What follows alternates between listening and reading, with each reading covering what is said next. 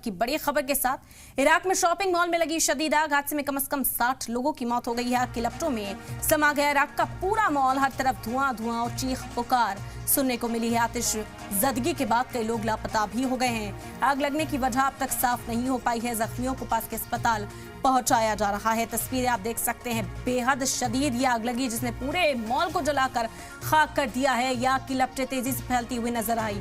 आतिश जदगी के बाद आसपास के इलाके में भी खौफ का माहौल है। तस्वीरें आप देख सकते हैं, आग इतनी शदीद थी कि पूरी बिल्डिंग जलकर खाक हो गई और जिसने भी इस मंजर को देखा वो सहम गया, वो डर गया। आग को बुझाने में कड़ी मशक्कत का सामना करना पड़ा। जो जख्मी हुए उन्हें फौरी तौर पर अस्पताल पहुंचाया गया। पूरी बिल्डिंग तबाह हो चुकी है और जो लोग इसके अंदर मौजूद थे, जख्मी जो बताए जा रहे हैं, उन्हें फौरी तौर पर अस्पताल पहुंचाने का काम किया गया।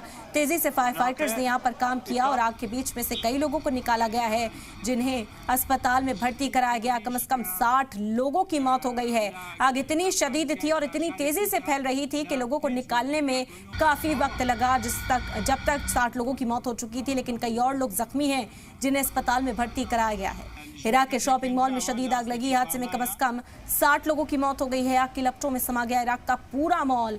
हर तरफ धुआं धुआं दिखाई दिया, चीख पुकार सुनाई दी। आतिश जदगी के बाद कई लोग लापता भी हो चुके हैं, उनकी खबर नहीं मिल पा रही है। मौत का आंकड़ा 60 अब तक बताया जा रहा है जिनकी तस्दीक हो चुकी है। कई और लोग ऐसे हैं जिनका अभी तक पता नहीं लगाया जा सका है और उम्मीद की जा रही है कि जब आग बुझ चुकी है, अब उसके बाद जब जांच की जाएगी तो आग की वजह का भी पता लगाया जाएगा और उन लापता लोगों के बारे में भी जानकारी अब वाज़ेह की जाएगी।